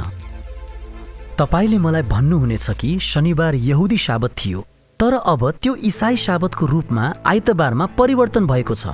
परिवर्तन गरिएको छ, तर कसले? सर्वशक्तिमान परमेश्वरले दिनुभएको आज्ञालाई परिवर्तन गर्ने अधिकार कसलाई छ? जब परमेश्वरले भन्नुभयो तिमीले 7औं दिनलाई पवित्र राख्नुपर्छ, कसले होइन भन्ने साहस गर्ला र भन्ला तिमीले 7औं दिनमा सबै किसिमका कामहरू गर्न सक्छौ, बरु यसको साटो पहिलो दिनलाई पवित्र राख्नुपर्छ। यो सबैभन्दा महत्त्वपूर्ण प्रश्न हो जसको उत्तर तपाईले कसरी दिनुहुन्छ मलाई थाहा छैन। तपाईँ एक प्रोटेस्टेन्ट हुनुहुन्छ र तपाईँ बाइबल र बाइबल अनुसार मात्र दाबी गर्नुहुन्छ र अझै पनि 7 दिनमध्ये एक दिनलाई पवित्र दिनको रूपमा मनाउने महत्त्वपूर्ण कुरामा तपाईँ बाइबलले आज्ञा गरेको दिनको स्थानमा अर्को दिन राखी बाइबलको स्पष्ट आज्ञाको विरुद्धमा जानुहुन्छ। 7औं दिनलाई पवित्र राख्नु भन्ने 10 आज्ञाहरूमध्ये एक हो। अरू 9 आज्ञाहरू पालन गर्नुपर्छ भनी तपाईँ विश्वास गर्नुहुन्छ भने चौथो आज्ञालाई बदल्ने अधिकार चाहिँ तपाईँलाई कसले दियो? यदि तपाईँ आफ्नै सिद्धान्तहरूमा स्थिर हुनुहुन्छ र केवल बाइबललाई मात्र पछ्याउनुहुन्छ भने नयाँ करारबाट यो चौथो आज्ञालाई बदली गरिएको छ भनी स्पष्ट रूपमा देखाउन सक्नुपर्छ। साथीहरू, परमेश्वरको व्यवस्थालाई आक्रमण अनि उल्लङ्घन गरिएको छ। उहाँको पवित्र दिन साबतलाई अधिकांश इसाईहरूले कुल्चीमिल्ची गरिरहेका छन्। सत्य सधैँ लोकप्रिय हुँदैन, तर नोआको दिनमा जस्तै, बेबिलोनमा दानियल जस्तै र ख्रीष्टलाई पछ्याउने केही चेलाहरू जस्तै परमेश्वरका साँचो अनुयायीहरू छन् जसले उहाँले प्रकट गर्नुभएको सत्यतालाई पालन गर्नेछन्, चाहे त्यो नयाँ होस् वा भिन्नै।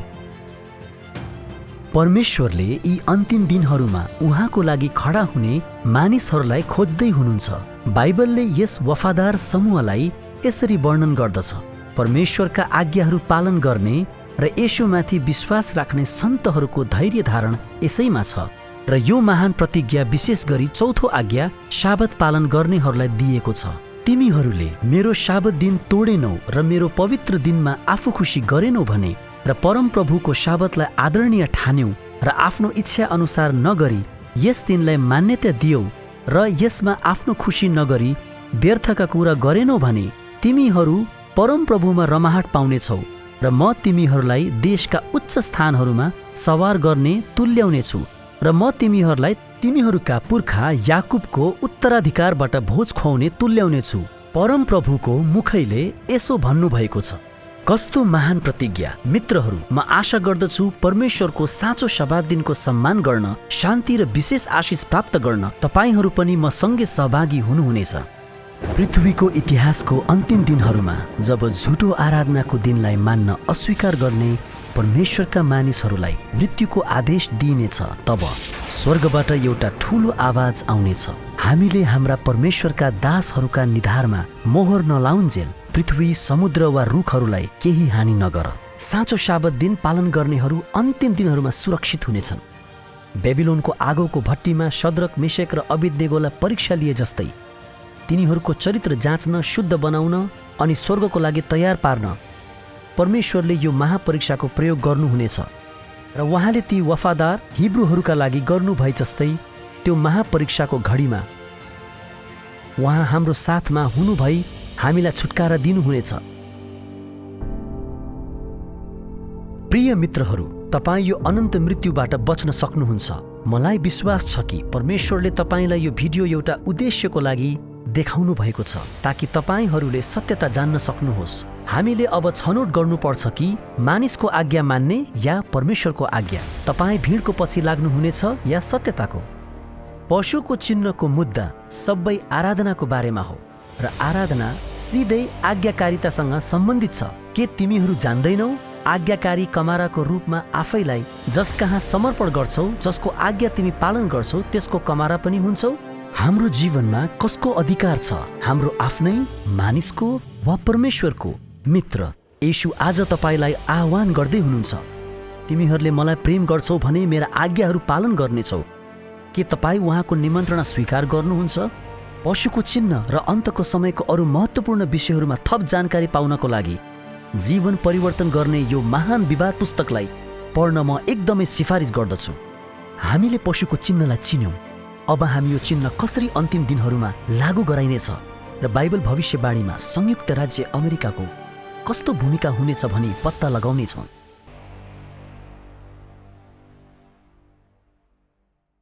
यस भिडियोमा तपाईले सिक्नुहुनेछ कि संयुक्त राज्य अमेरिकालाई बाइबल भविष्यवाणीमा कसरी स्पष्ट रूपमा वर्णन गरिएको छ र अन्तिम दिनहरूमा यस महान राष्ट्रले कस्तो चकित पार्ने भूमिका खेल्नेछ। सुन्दै रहनुहोला। संयुक्त राज्य अमेरिका संसारको लागि ज्योति र आशाको किरण बन्दै आएको छ, स्वतन्त्रताको भूमि र वीरहरूको घर। के यो हुन सक्छ कि अन्तिम समयको घटनाहरूमा विश्वको सबैभन्दा शक्तिशाली र प्रभावशाली राष्ट्रको कुनै महत्त्वपूर्ण भूमिका हुनेछ? आउनुहोस् हामी बाइबल भविष्यवाणीमा अमेरिकालाई स्पष्ट रूपमा कसरी वर्णन गरिएको छ हेर्नलाई प्रकाशको पुस्तकमा जाउँ र यस भिडियोलाई अन्तिमसम्म हेर्नुहोस्, जहाँ यस महान राज्यको चकित पार्ने भविष्य र यसको धोकाबाट कसरी बच्न सकिन्छ भन्ने कुरा तपाईले जान्नुहुनेछ। अब हामी प्रकाश 13 को दोस्रो रहस्यमय पशुलाई हेर्नेछौँ, जो अन्तिम दिनहरूको विश्वको दोस्रो महाशक्ति हो। अनि पृथ्वीबाट निस्किरहेको अर्को एउटा पशु मैले देखेँ। त्यसको पनि थुमाका जस्तै 2वटा सिङ थिए र अजिङ्गर जस्तै त्यो बोल्दथ्यो। यो रहस्यमय शक्ति को हुन सक्छ? हामी 10 पदबाट थाहा पाउँछौँ कि पहिलो पशु कैदमा गएपछि यो दोस्रो पशु देखिन्छ। त्यसो भए पहिलो पशु अथवा पोपतन्त्र कहिले कैदमा गयो अनि विश्वव्यापी प्रतिष्ठा र शक्ति गुमायो? बाइबलले हामीलाई बताउँछ त्यसलाई 42 महिनासम्म अधिकार चलाउने अनुमति दिइयो। हामीले सिक्यौँ कि यो समय अवधि 1798 मा समाप्त भयो, जब पोपलाई नेपोलियनको सेनापति बर्थियरले बन्दी बनायो र पोपतन्त्रलाई घातक चोट लाग्यो। र हामी इतिहासको सरल अध्ययनबाट पनि निश्चित हुन सक्छौँ कि क्याथोलिक चर्चले यस समयमा शक्ति र प्रभावको ठूलो नोक्सानी भोग्नु पर्यो। त्यसो भए सन् 1798 तिर कुन राष्ट्रले विश्वव्यापी मान्यता प्राप्त गर्न थाल्यो? यो समय अब प्रकाशको पुस्तकको दोस्रो पशुको रहस्य प्रकट गर्ने समय हो। संयुक्त राज्य अमेरिकाले स्पष्ट रूपमा यो विवरण पूरा गर्दछ। यसले 1776 मा बेलायतबाट स्वतन्त्रता प्राप्त गर्यो। सन् 1787 मा संविधान लेख्यो। 1791 मा अधिकारको विधेयक थपियो र 1798 सम्ममा विश्वव्यापी रूपमा एक शक्तिशाली विश्व शक्तिको मान्यता प्राप्त गर्यो। वास्तवमा केवल अमेरिकासँग मात्र यो बाइबलीय विवरण सही रूपमा मेल खान्छ। तर बाइबलले यो राज्य पृथ्वीबाट निस्केर आउनेछ भनी भन्नुको अर्थ के हो? चाखलाग्दो कुरा यो छ कि पहिलो पशु समुद्रबाट निस्किआउँछ। बाइबलको भविष्यवाणीमा समुद्रले केलाई जनाउँछ? तिमीले देखेका ती पानीहरू जहाँ त्यो बेश्या बसेकी छे, ती चाहिँ मानिसहरू, भीडहरू, जातिहरू र भाषाहरू हुन्। बाइबल अनुसार जब भविष्यवाणीको सन्दर्भमा समुद्रलाई उल्लेख गरिन्छ, यसले उच्च जनसङ्ख्या भएको क्षेत्रलाई दर्शाउँछ। पक्कै पनि पहिलो पशु पोपतन्त्र युरोपको मध्य भागबाट उदय भयो, जुन त्यस समयको विश्व सभ्यताको मुख्य केन्द्र थियो। यसको विपरीत दोस्रो पशु अमेरिका पृथ्वीबाट निस्किआयो, अर्थात् कम जनसङ्ख्या भएको क्षेत्रबाट। अनि यो विवरण अमेरिकाको उदयसँग ठ्याक्कै मिल्छ।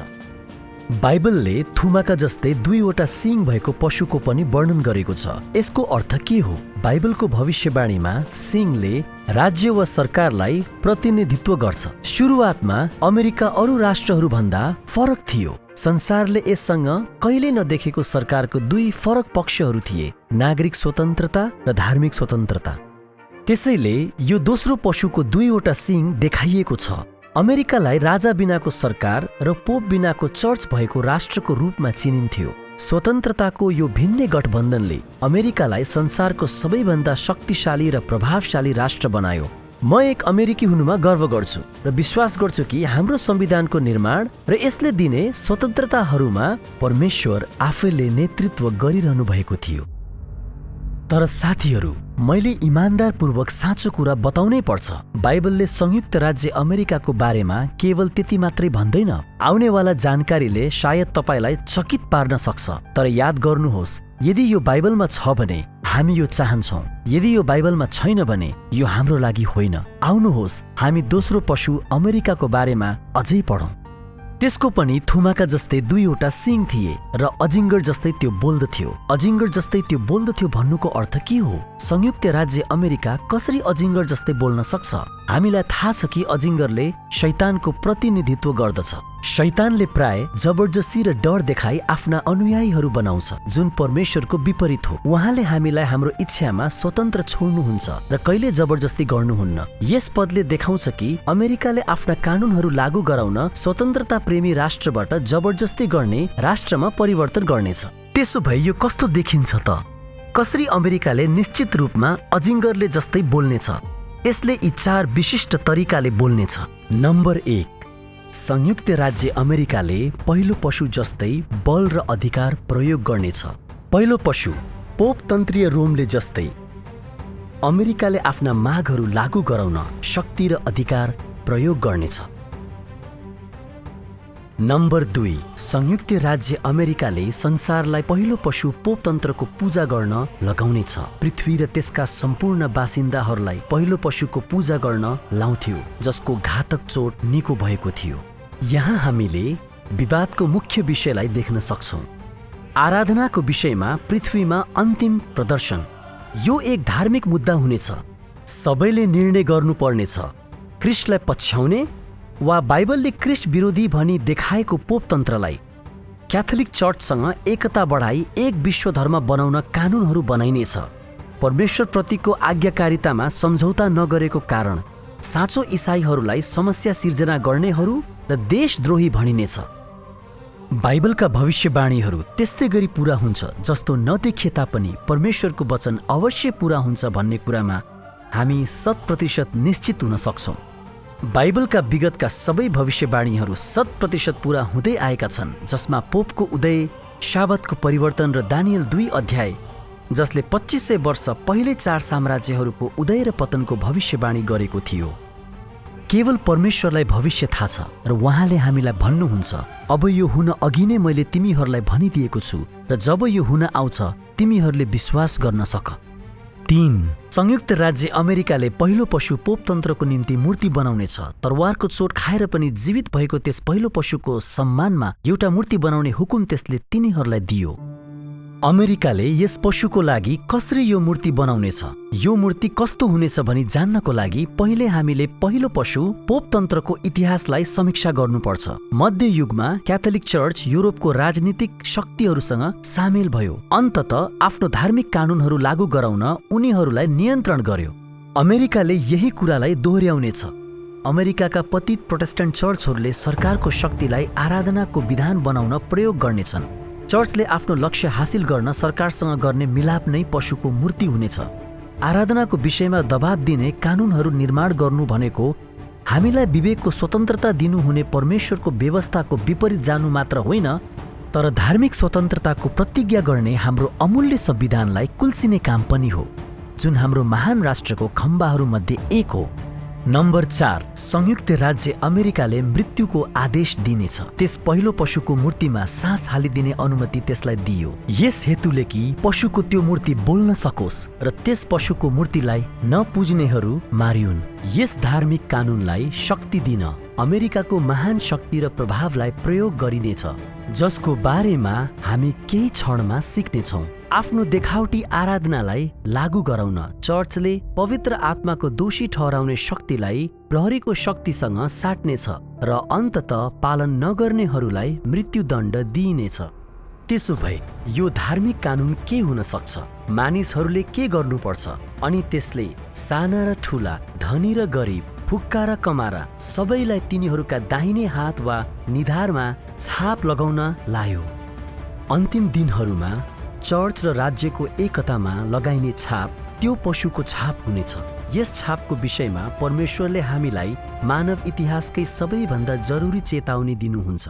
यदि कुनै मानिसले त्यो पशु र त्यसको मूर्तिलाई पुज्यो र निधार वा हातमा त्यसको छाप लियो भने त्यसले पनि उहाँको क्रोधको कचौरामा केही नमिसाई तयार गरिएको परमेश्वरको क्रोधको कडा मत पिउनेछ। छोटो समीक्षा गरौँ। हामीलाई थाहा छ कि यो पशुको चिन्ह परमेश्वरको छापको सिधा नक्कल हो, जसलाई बाइबलले यसरी वर्णन गर्दछ, मेरा शाबतहरू पवित्र राख र ती मेरो र तिमीहरूका बीचमा चिन्ह हुन्, तब तिमीहरूले म नै परमप्रभु तिमीहरूका परमेश्वर हुँ भनी जान्नेछौ। परमेश्वरको 10 आज्ञाहरू मध्ये चौथो आज्ञा शाबत हो। जसले परमेश्वरलाई हाम्रो सृष्टिकर्ताको रूपमा पहिचान गराउँछ।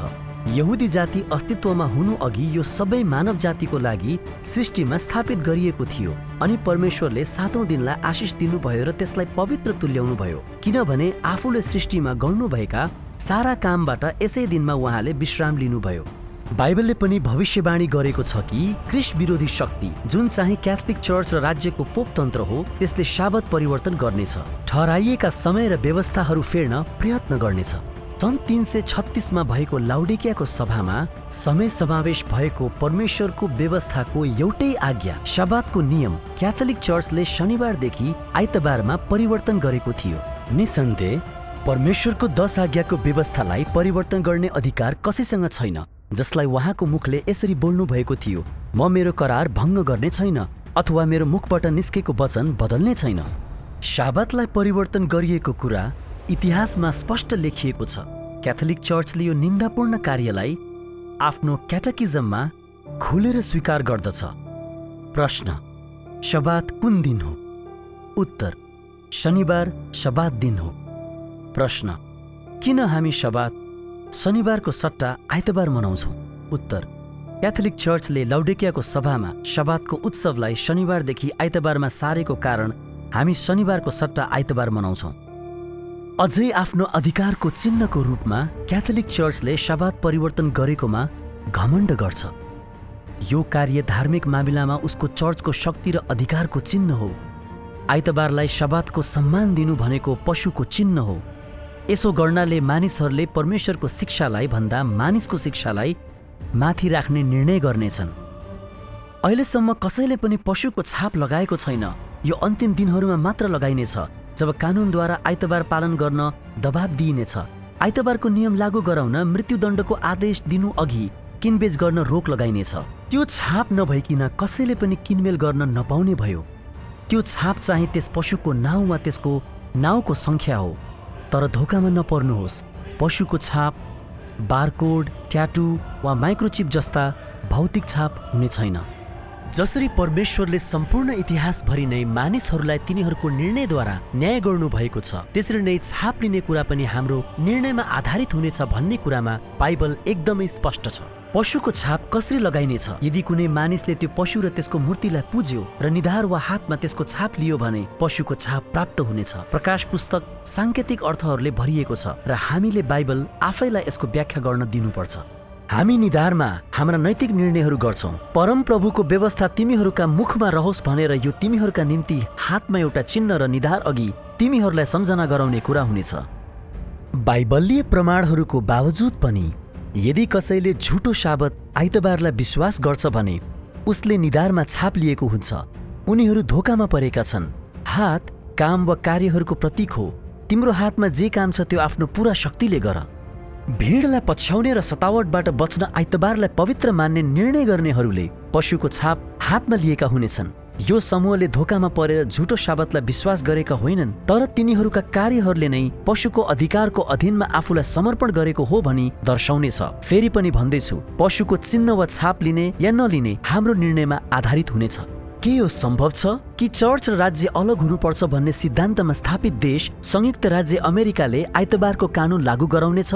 मित्रहरू, विगतमा यो पहिले नै भएको छ। तपाईहरूमध्ये धेरैलाई याद होला कि पहिले आइतबारको ब्लू लज लागू गराइएको थियो, जसमा आइतबारको दिन मदिरा वा अन्य वस्तुहरूको किनमेल गर्न मनाही गरिएको थियो। यिनीहरू यस्ता कानुनहरू हुन् जसमा धर्मनिरपेक्ष र धार्मिक लाभहरू थिए जस्ता देखिन्छन्। यी मध्ये धेरै कानुनहरू हालमा लागू गराइएका छैनन्।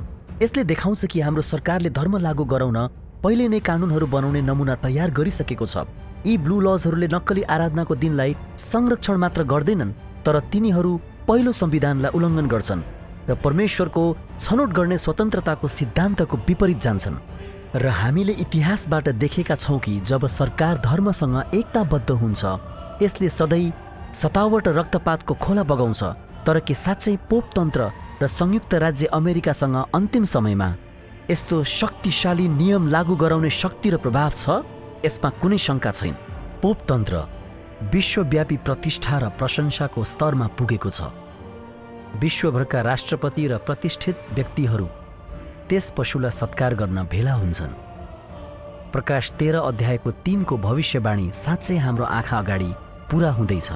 त्यसको चोट निको भयो अनि सारा पृथ्वी छक्क परेर त्यस पशुको पछि पछि लाग्यो। पोपले चर्चभित्रको विभाजन र एकताको लागि आफ्नो चाहनालाई कस्तो महसुस गर्छन् भनी अरू के स्पष्ट पारेका छन्। चर्चको विभाजनलाई प्राकृतिक र अपरिहार्य कुराको रूपमा लिन अस्वीकार्य छ, किनकि चर्चको विभाजनले ख्रिस्टको शरीरलाई चोट पुर्याउँछ र हामी संसारको सामु उहाँको असल गवाही बन्न सक्दैनौँ, जसको लागि हामी बोलाइएका हौँ।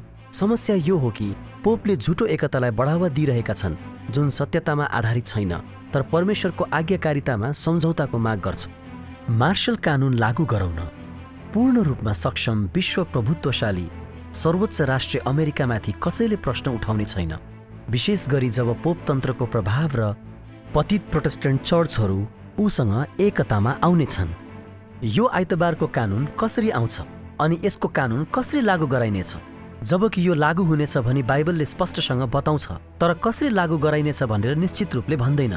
तर हामीले प्रविधिको विकास र हाम्रो वरिपरि हुने विश्व घटनाहरूलाई हेर्दा यो कानुन लागू हुने सम्भावना देख्न सक्छौँ। सायद विश्वव्यापी महामारी, आर्थिक सङ्कट, आतंकवादी हमला, अत्याधिक धम्कीहरू वा समग्र नैतिक पतन जस्ता कुराले पनि हाम्रो राष्ट्रको कानुनलाई प्रभावित पार्नेछ, जसले हामीलाई परमेश्वरतर्फ फर्काउनेछ। सरकारको आदेशको पालन नगर्नेहरूलाई पहिचान गर्न नगद रहित समाज, माइक्रोचिप अथवा अन्य आधुनिक प्रविधि सजिलै प्रयोग गर्न सकिन्छ। तर फेरि पनि भन्दैछु, यी कुराहरू पशुको चिन्ह भन्ने होइनन्। परमेश्वरको छाप वा पशुको चिन्ह प्राप्त गर्ने भन्ने कुरा उहाँको साँचो साबत दिनलाई पालन गर्ने वा नगर्ने हाम्रो निर्णयमा आधारित हुनेछ। यो कसरी सम्भव छ कि इसाईहरू यस अन्तिम दिनको छलमा फस्नेछन्? बाइबलले बताउँछ, किनकि झुटा ख्रिस्टहरू र झुटा अगमवक्ताहरू खडा हुनेछन् र हुन सके चुनिएकाहरूलाई पनि भड्काउनलाई ठूला ठूला चिन्हहरू र आश्चर्यका कामहरू देखाउनेछन्। परमेश्वरका चुनिएका जनहरूलाई समेत छलमा पार्न शैतानले ठूला ठूला चमत्कारहरू गर्नेछ। बाइबलले यी चमत्कारी चिन्हहरूलाई कसरी वर्णन गर्दछ भने सुन्नुहोस्। मानिसका आँखाको अघि आकाशबाट पृथ्वीमा आगो झर्ने जस्ता ठूला ठूला चिन्हहरू पनि त्यसले गर्यो। पहिलो पशुको उपस्थितिमा जुन चमत्कार देखाउने शक्ति त्यसलाई दिएको थियो, त्यहीद्वारा त्यसले पृथ्वीका बासिन्दाहरूलाई बहकायो। यी चमत्कारहरूलाई झुटो जागृतिलाई समर्थन गर्ने र आराधनाको नक्कली दिनलाई स्वीकार गर्न संसारलाई दबाब दिने प्रमाणको रूपमा प्रयोग गरिनेछ। शैतानले मानिसहरूलाई धोका दिन अरू के चमत्कारहरू प्रयोग गर्नेछ। तिनीहरू चमत्कार देखाउने दुष्टात्माहरू हुन्। तिनीहरू समस्त संसारका राजाहरू कहाँ जाँदछन् र सर्वशक्तिमान परमेश्वरको महान दिनमा युद्ध गर्नलाई तिनीहरूलाई भेला गर्छन्। यो समयमा शैतानिक आत्माहरूले एकदमै उत्तेजित भएर काम गर्नेछन्। शैतान र त्यसका दूतहरूसँग अरूको भेष धारण गर्ने शक्ति छ र यो कुनै अचम्मको कुरा होइन, किनकि शैतानले पनि ज्योतिर्मय स्वर्गदूतहरूको भेष धारण गर्छ। अन्तिम दिनहरूमा शैतानले प्रयोग गर्ने मुख्य छलहरूमध्ये एक छल आत्मवादको शिक्षा हो, जसले मानिसको आत्मा मृत्युपछि पनि अस्तित्वमा रहन्छ भनी दाबी गर्दछ। आत्मवादको शिक्षा शैतानको झुट हो, जसलाई धर्मशास्त्रले समर्थन गर्दैन। बाइबलले भन्छ, मरेकाहरू साँच्चै मरेका छन्। जब येशू आउनुहुन्छ, उहाँले मरेका धर्मी जनहरूलाई बौरी उठाउनुहुन्छ र अनन्त जीवन दिनुहुनेछ। मृत्युपछि आत्मा चाहिँ जीवित रहन्छ अनि भूत बनी सताउँछ भन्ने विश्वास गर्ने मानिसहरू परिचित आत्माहरूको छलबाट असुरक्षित हुन्छन् र ती शैतानका दूतहरू मरिसकेका हाम्रो परिवारका प्रिय सदस्यहरू र चर्चका अगुवाहरूको रूपमा देखा पर्नेछन्।